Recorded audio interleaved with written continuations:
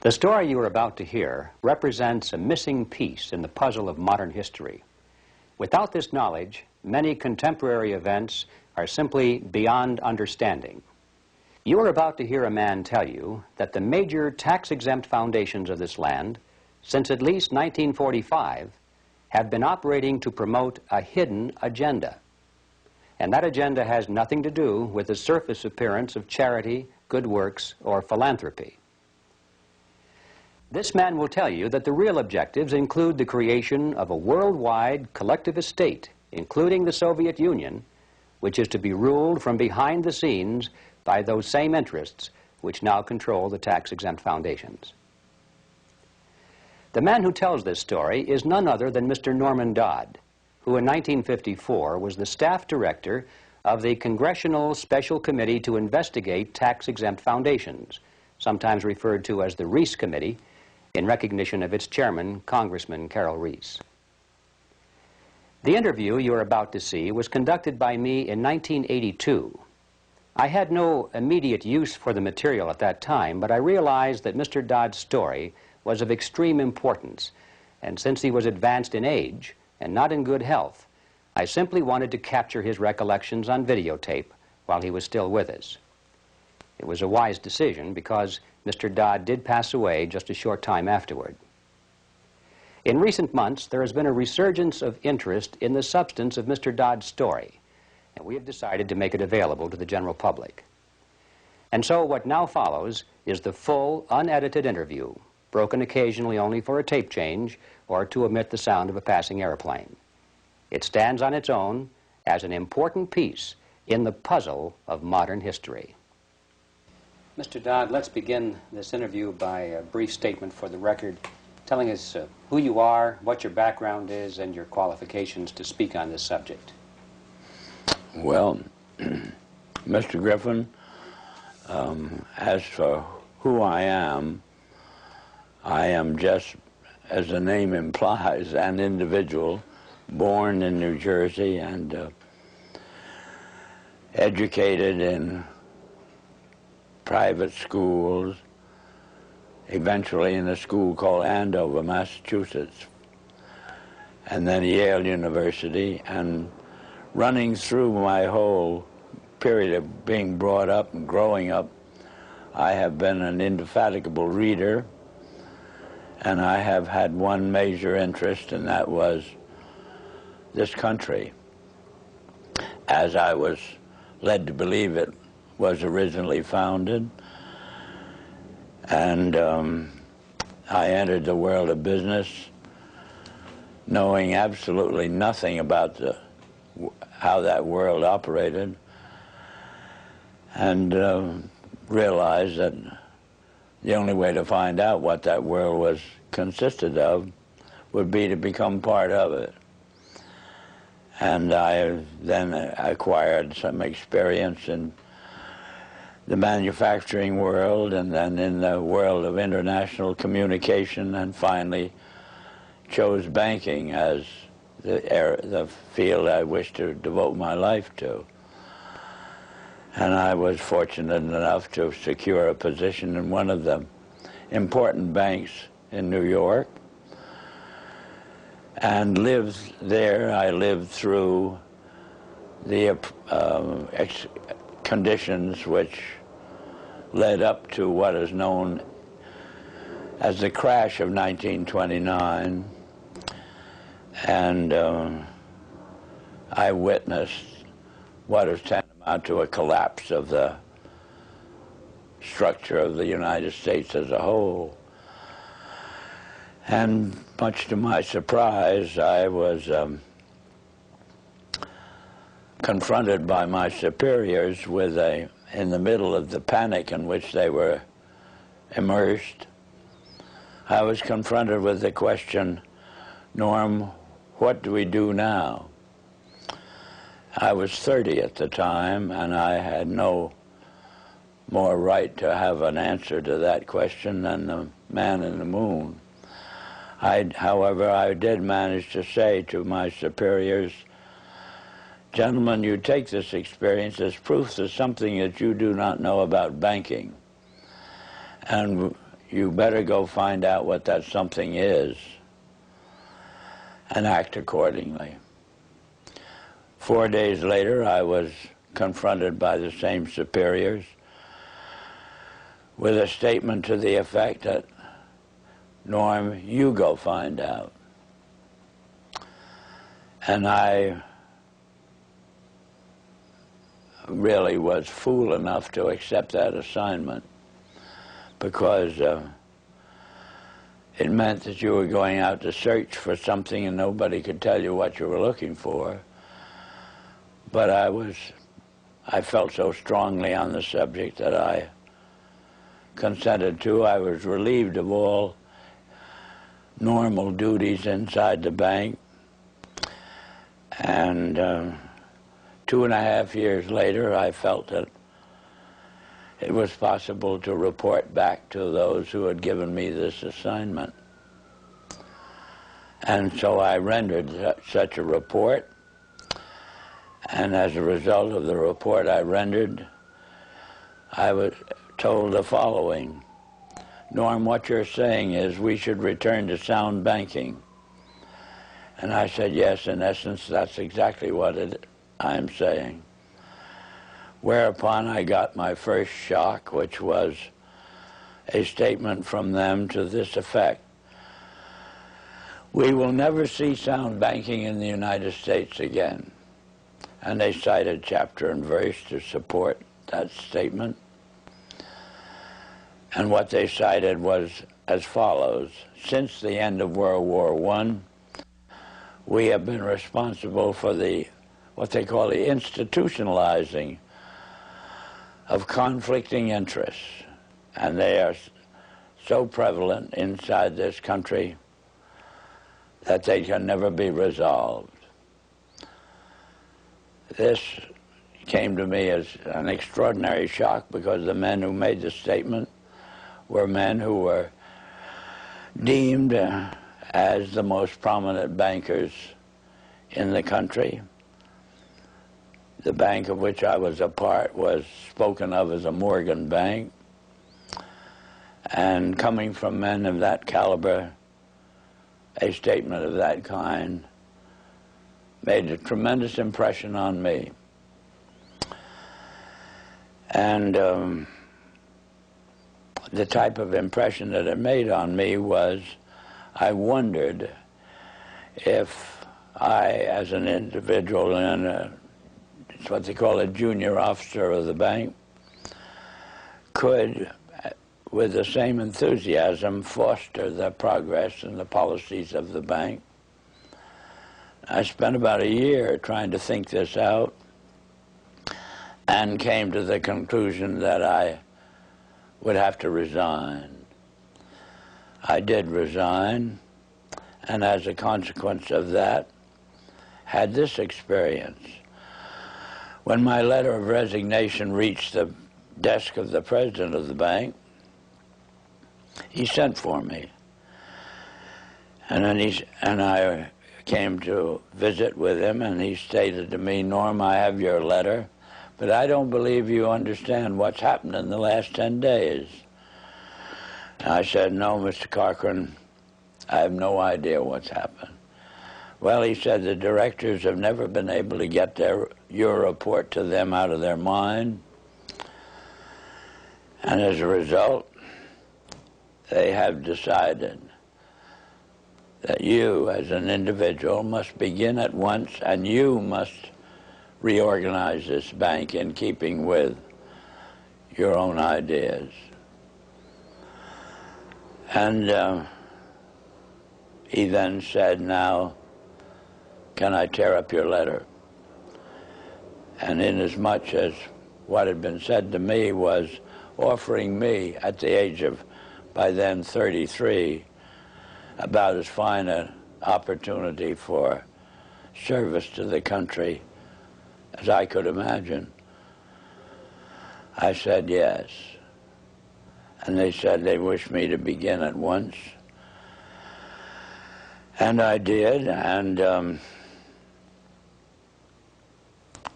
suddenly, in the span of about 6 weeks, I was not permitted to do another piece of work. And every time I brought the subject up, I was kind of patted on the back and said, and told, stop worrying about it, Norm. Pretty soon you'll be a vice president, and then you will have quite a handsome salary and ultimately be able to retire on a very worthwhile pension. In the meantime, you can play golf and tennis to your heart's content on weekends. Well, Mr. Griffin, I found I couldn't do it. I spent a year with figuratively with my feet on the desk doing nothing, and I just couldn't adjust to it. So I did resign. And this time, my resignation stuck, and then I got my second shock, which was the discovery that the doors of every bank in the United States were closed to me, and I never could get a job, as it were, in a bank. So I found myself, for the first time since I'd graduated from college, out of a job. And from there on, I followed various branches of the financial world, ranging from investment counsel to membership of the stock exchange, and finally ended up as an advisor to a few individuals who had capital funds to look after. In the meantime, my major interest became very specific, which was to endeavor, by some means, of getting the educational world to actually, you might say, teach the subject of economics realistically and move it away from the support of various speculative activities that characterize our country. And I have had that interest, and you know how as you generate a specific interest, you find yourself gravitating toward persons with similar interests. And ultimately, I found myself kind of the center of the world of dissatisfaction with the direction that this country was headed. And that's on one direction, and this same way I found myself in contact with many individuals who, on their own, had done a vast amount of studying and research in areas which were part of the problem.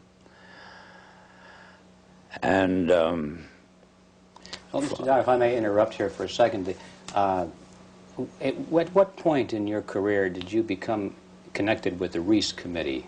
1953. 1953. Yeah. And what was that capacity, sir?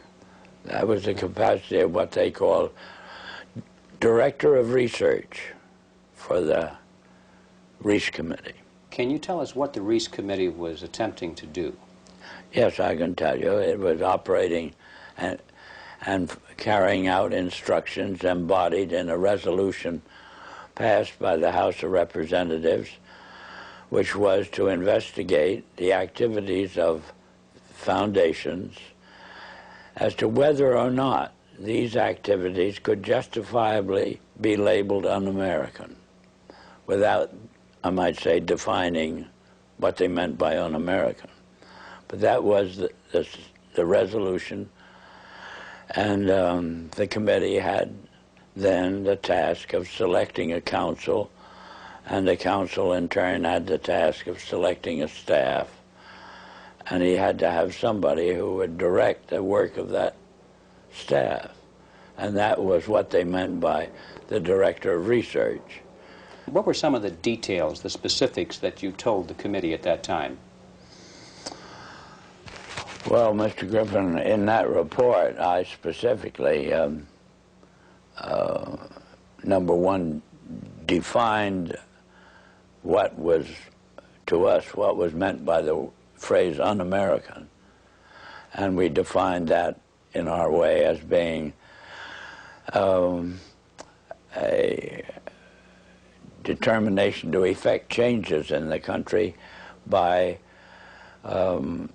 unconstitutional means. We have plenty of constitutional procedures, assuming that we wish to effect a change in the form of government or that sort of thing.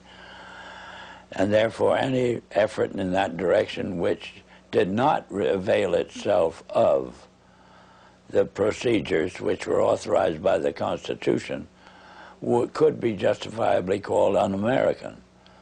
That was the start of educating them up to that particular point. The next thing was to educate them as to the effect on the country as a whole of the activities of large endowed foundations over the then past 40 years. What was that effect, sir? That effect was to orient our educational system away from support of the principles embodied in the Declaration of Independence and implemented in the Constitution, and educated them over to the idea that the task now was, as a result of the orientation of education, to away from these briefly stated principles and self-evident truths. And that's what had been the effect of the wealth which constituted the endowments of those foundations that had been in existence over the largest portion of the span of 50 years, and holding them responsible for this change. And what we were able to bring forward was that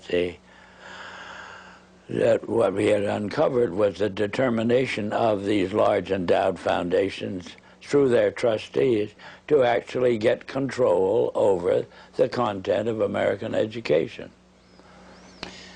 There's quite a bit of publicity given to your conversation with Rowan Gaither. Would you please tell us who he was and what was that conversation you had with him? Rowan Gaither was at that time president of the Ford Foundation. And Mr. Gaither had sent for me when I found it convenient to be in New York, asked me to call upon him at his office, which I did. And on arrival, after a few amenities, Mr. Gaither said, "Mr. Dodd, we've asked you to come up here today because we thought that possibly off the record you would tell us why the Congress is interested in the activities of foundations such as ourselves."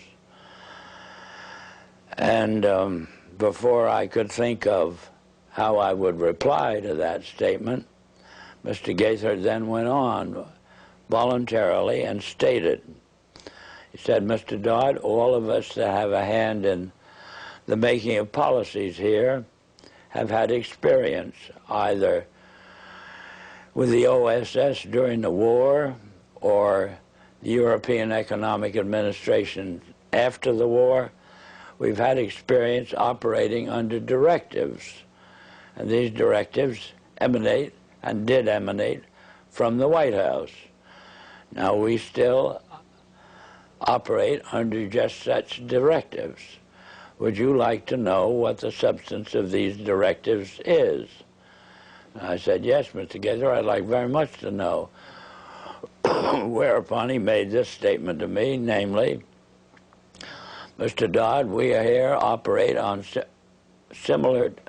in response to similar directives, the substance of which is that we shall use our grant-making power so to alter life in the United States that it can be comfortably merged with the Soviet Union." Well, parenthetically, Mr. Griffin, nearly fell off the chair. I of course, didn't, but my response to Mr. Gaither then was, well, Mr. Gaither, I can now answer your first question. You forced the Congress of the United States to spend $150,000 to find out what you just told me. So why don't you I said, of course, legally you're entitled to make grants for this purpose, but I don't think you're entitled to withhold that information from the people of the country to whom you're indebted for your tax exemption. So why don't you tell the people of the country that's what you've told me? And his answer was, we would not think of doing any such thing. So then I said, well, Mr. Gaither, obviously, you forced the Congress to spend this money in order to find out what you've just told me. Mr. Dodd, you have spoken before about some interesting things that were discovered by Catherine Casey at the Carnegie Endowment. Can you tell us that story, please? Yes, I'm glad to, Mr. Griffin. This experience that you have just referred to came about in response to a letter which I had written to the Carnegie Endowment for International Peace, asking certain questions and gathering certain information. And on the arrival of that letter, Dr. Johnson, who was then president of the Carnegie Endowment, telephoned me and said, did I ever come up to New York? And I said, yes, I did, more or less each weekend. And he said, well, when you're next here, will you drop in and see us? Which I did. And again, on arrival at the office of the endowment, I found myself in the presence of Dr. Joseph Johnson, the president, who was a successor to Alger Hiss, two vice presidents, and their own counsel, a partner in the firm of Sullivan and Cromwell. And Dr. Johnson said, after, again, amenities, Mr. Dodd, we have your letter. We can answer all those questions, but it'd be a great deal of trouble. And we have a counter-suggestion. And our counter-suggestion is that if you can spare a member of your staff for 2 weeks and send that member up to New York, we will give to that member a room in the library and the minute books of this foundation since its inception. And we think that whatever you want to find out or the Congress wants to find out will be obvious from those minutes. Well, my first reaction was they'd lost their mind. I had a pretty good idea of what those minutes would contain, but I realized that Dr. Johnson had only been in office 2 years, and the vice presidents were relatively young men, and counsel seemed to be also a young man, and I guessed that probably they'd never read the minutes themselves. And so I said I had somebody, I would take it. I would accept their offer, and I went back to Washington, and I selected the member of my staff who was on my staff, having been a practicing attorney in Washington, but she was on my staff to see to it that I didn't break any congressional procedures or rules. In addition to which, she was unsympathetic to the purpose of the investigation. She was level-headed and a very reasonably brilliant, capable lady. And her attitude toward the investigation was, what could possibly be wrong with foundations? They do so much good.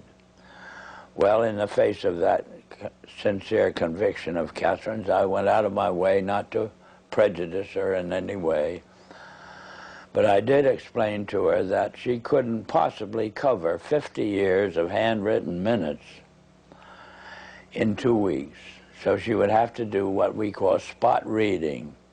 and I blocked out certain periods of time to concentrate on. And off she went to New York. She came back at the end of 2 weeks with the following in the way of on dictaphone belts. We are now at the year 1908, which was the year that the Carnegie began operations. And in that year, the trustees, meeting for the first time, raised a specific question, which they discussed throughout the balance of the year in a very learned fashion. And the question is there any means known more effective than war, assuming you wish to alter the life of an entire people? And they conclude that no more effective means than war to that end is known to humanity.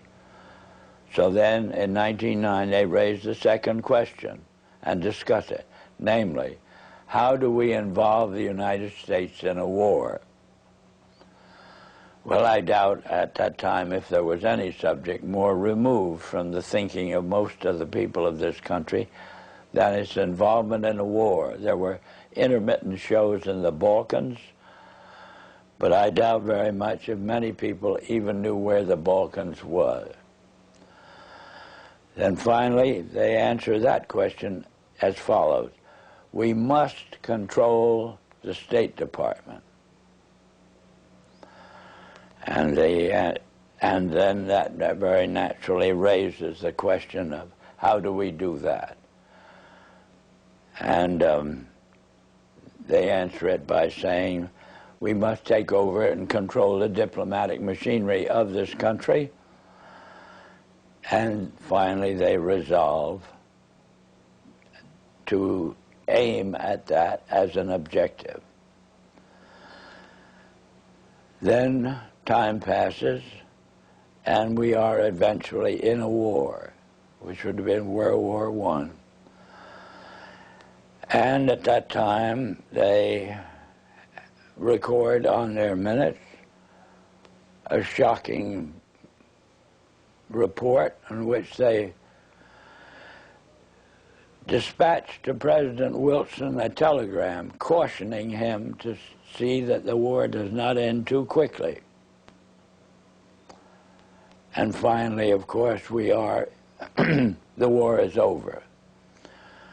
At that time, their interest shifts over to preventing what they call a reversion of life in the United States to what it was prior to 1914, when World War I broke out.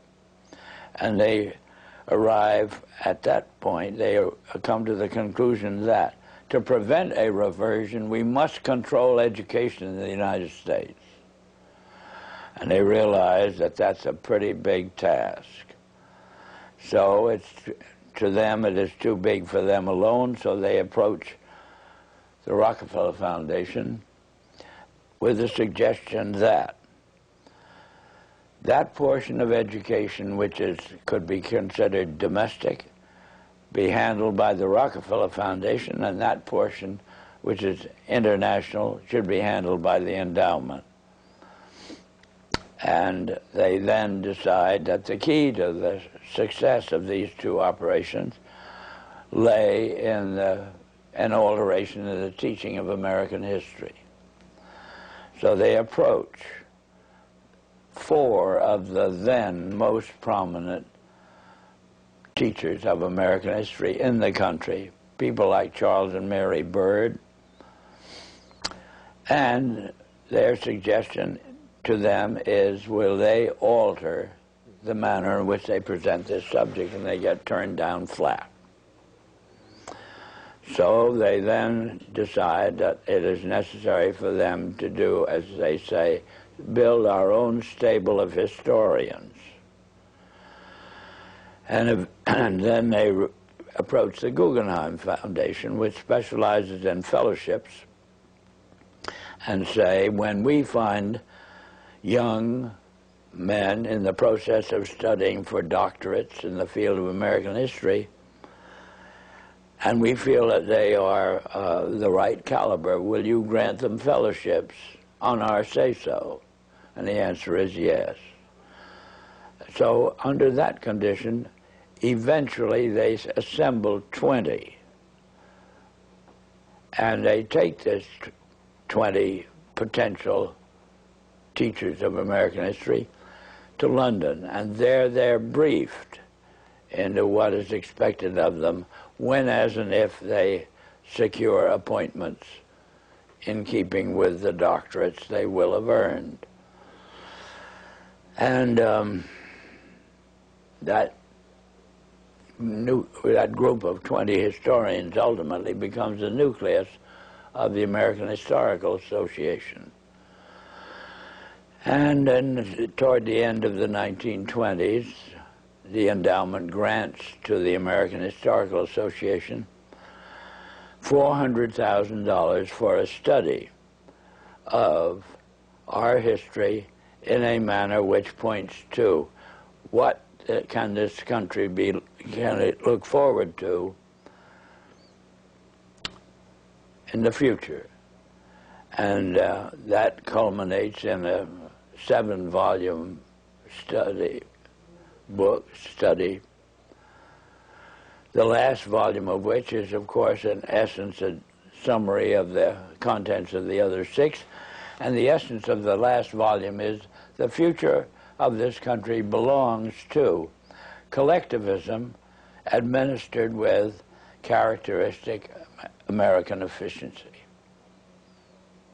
That's the story that ultimately grew out of, and of course was what could have been presented by the members of this congressional committee to the Congress as a whole for just exactly what it said. But they never got to that point. This is the story that emerged from the minutes of the Carnegie Fund. That's right. The Carnegie Endowment That's Fund. right. And so... It was official to that extent. I see. And Catherine Casey brought all of these back in the form of dictated notes or verbatim readings of the minutes. On dictaphone belts. Are those in existence today? I don't know. But if they are, they're somewhere in the archives under the control of the Congress, House of Representatives. How many people actually heard those, or were they typed up transcripts made of them? How many people actually heard those recordings? Oh, 3 maybe. Myself, my top assistants, and Catherine. Yeah, I might tell you this experience as far as its impact on Catherine Casey was concerned was she never was able to return to her law practice. If it hadn't been for Carol Reese's ability to tuck her away on a job with the Federal Trade Commission, I don't know what would have happened to Catherine, but ultimately she lost her mind as a result of it. Terrible shock to her. It's a very rough experience to encounter proof of these kinds. Mr. Dodd, what kind, well, can you summarize the opposition to the committee, the Reese Committee, and particularly the efforts to sabotage the committee? Well, they began right at the start of the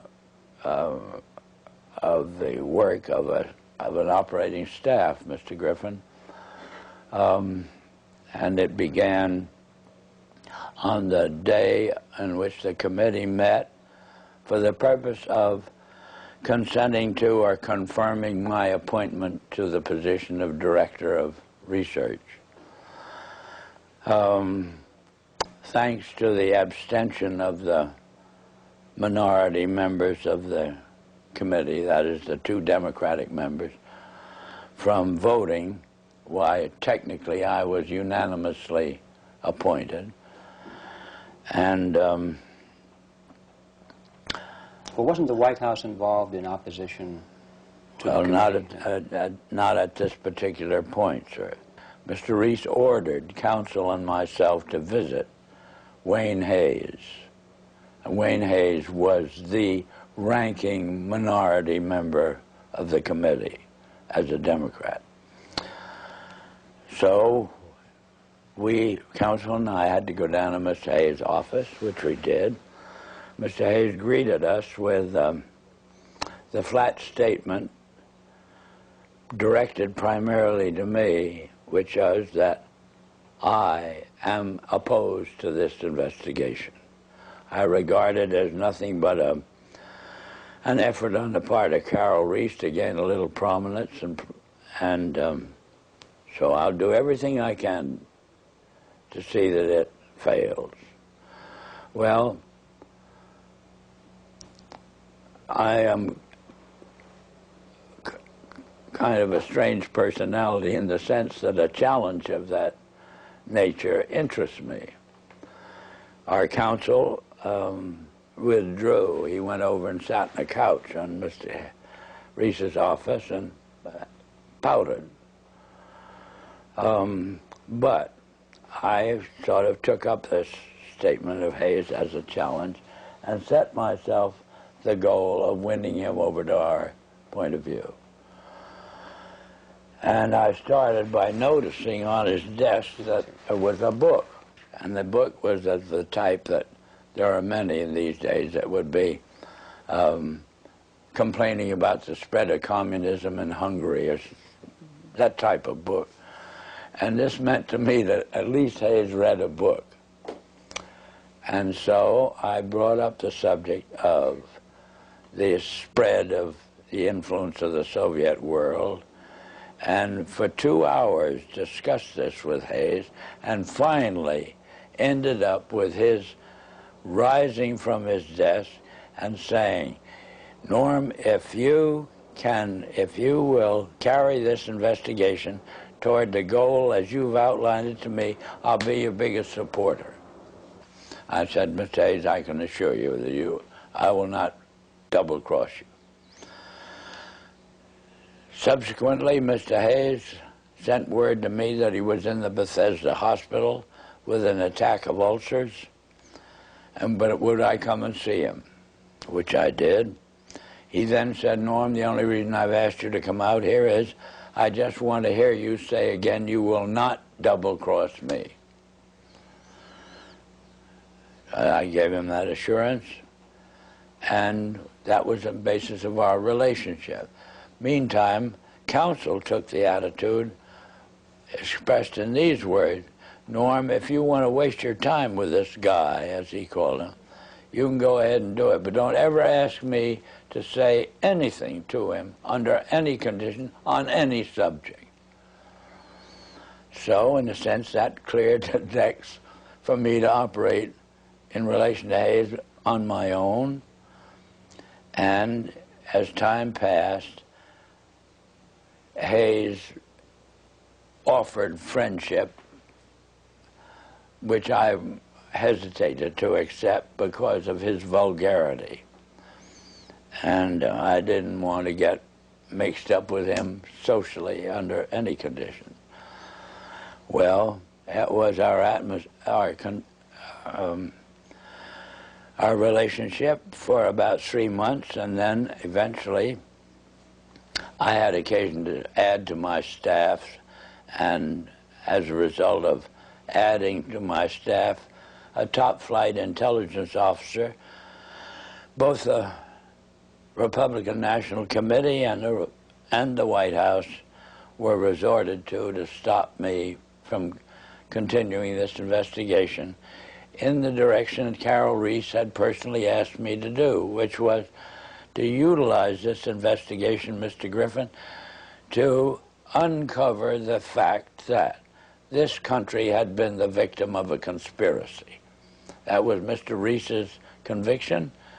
I eventually agreed to carry it out. I explained to Mr. Reese that his own counsel wouldn't go in that direction. He gave me permission to disregard our own counsel. And I had then to set up an aspect of the investigation outside of our office, more or less secret. And the Republican National Committee got wind of what I was doing, and they did everything they could to stop me. They appealed to counsel to stop me, and finally they resorted to the White House. Was their objection because of what you were doing, or because of the fact that you were doing it outside of the official auspices of the committee? No, their objection was, as they put it, my devotion to what they call anti-Semitism. That was a cooked-up idea, but in other words, it wasn't true at all. But anyway, that's the way I expressed it. And excuse me, why? And they made it stick. Why did they do that? How could they say that?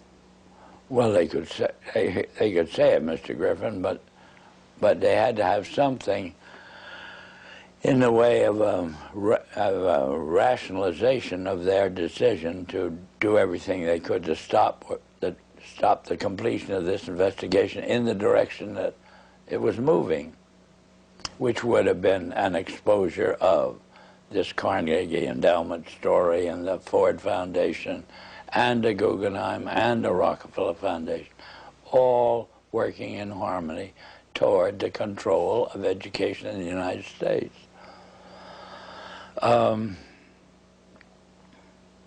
Well, in any event, to secure the help of the White House in the picture, they assigned, they got the White House to cause the liaison personality between the White House and the Hill, a major person, to go up to Hayes and try to get him to, as it were, actively oppose what the investigation was engaged in. And Hayes very kindly then would listen to this visit from Major Person. Then he would call me and say, "Norm, come up to my office. I have a good deal to tell you." I would go up. He'd tell me, "I've just had a visit from Major Person, and he wants me to break up this investigation." So I then say, "Well, Wayne, what did you do? What did you say to him?" He said, "I just told him to get the hell out." And he did that 3 times, and I got pretty proud of him in the sense that he was, as it were, backing me up. And we finally embarked upon hearings at Hayes' request, because he wanted to get them out of the way before he went abroad in the summer. And but why were the hearings finally terminated? What happened to the committee? What happened to the committee or the hearings? Or the hearings. The hearings. Oh, the hearings were terminated. Carol Reese was up against such a furor as Hayes, through the activity of our own counsel. Hayes became convinced that he was being double-crossed, and he put on a show in a public hearing room, Mr. Griffin, that was an absolute disgrace. And he called Carol Reese publicly every name in the book, and Mr. Reese took this as proof that he couldn't continue the hearings.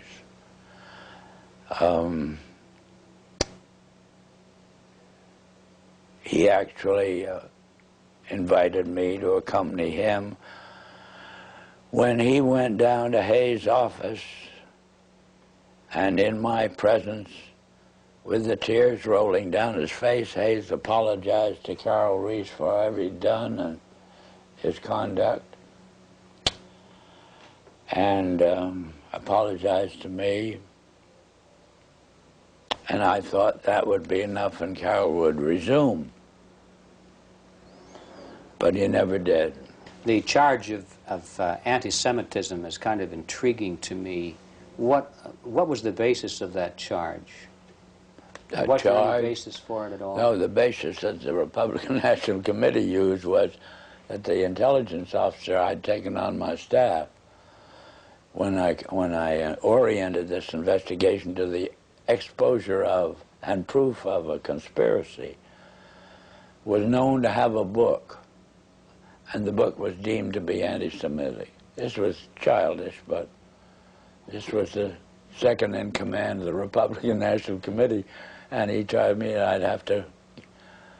would have to dismiss this person from my staff. Who was that person, sir? Who was that person? The person? Yes. A Colonel Lee Lorraine. Lee Lorraine. Yeah. And what was his book, do you recall? The title of his book? The book they referred to was called Waters Flowing Eastward, which was a very castigation of the Jewish influence in the world. What were some of the other charges made by Mr. Hayes against Mr. Reese? Oh, just that Mr. Reese was utilizing this investigation for his own prominence inside the House of Representatives. That was the only charge Hayes could think of.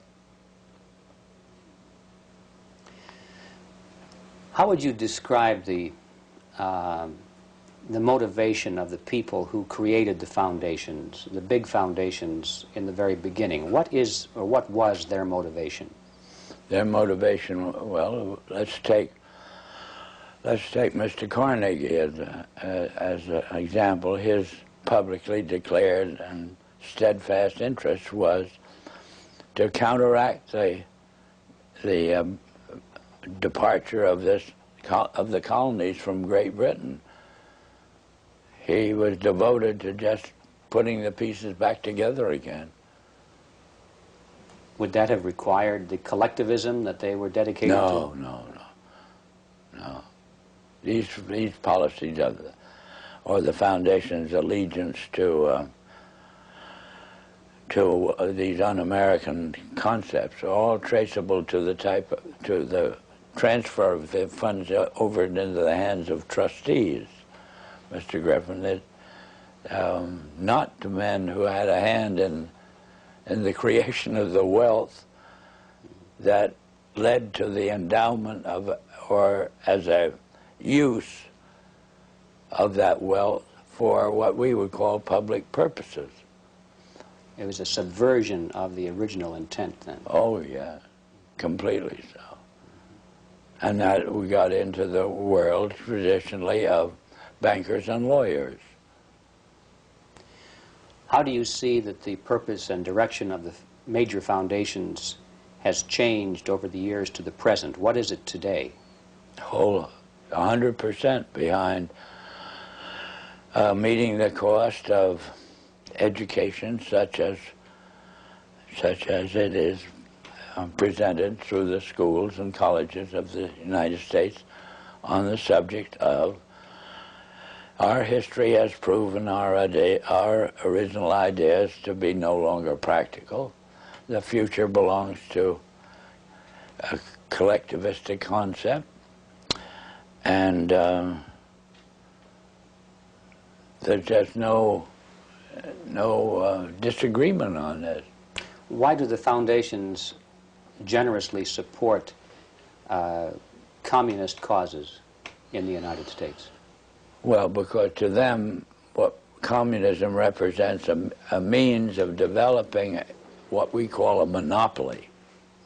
That is, the organization, we'll say, of large-scale industry into an administrable unit. Do they think that they will be one of the administrators? They will be the beneficiaries of it, yes.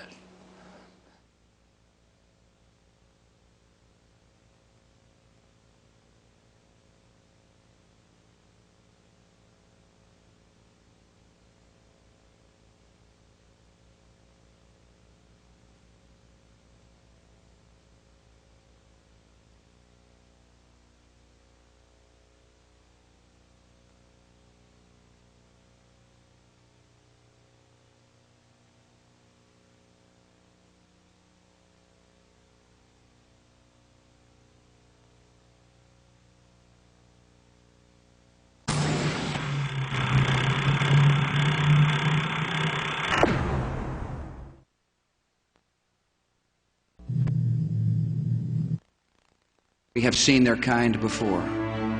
They are the heirs of all the murderous ideologies of the 20th century.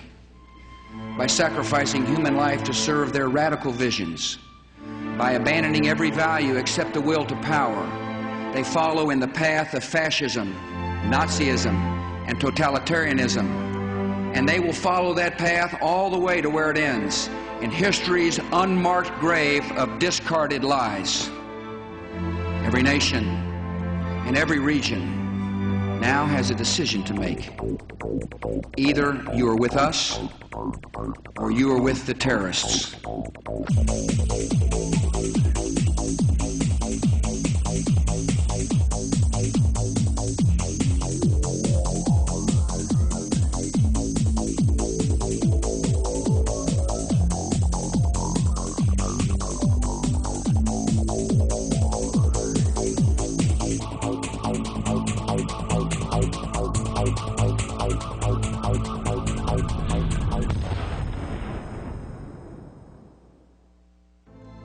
Freedom and fear are at war. The advance of human freedom, the great achievement of our time and the great hope of every time, now depends on us. Our nation, this generation, will lift a dark threat of violence from our people and our future. When freedom is lost, it is lost forever. We are losing the right to make our own determinations about what we think, what we eat, how we protect our health, how we protect our children, and whether, in fact, we are members of a free and democratic society. The purpose of education in America today is not education. It is indoctrination, in internationalism, in collectivism, and in atheism, and they're doing a wonderful job.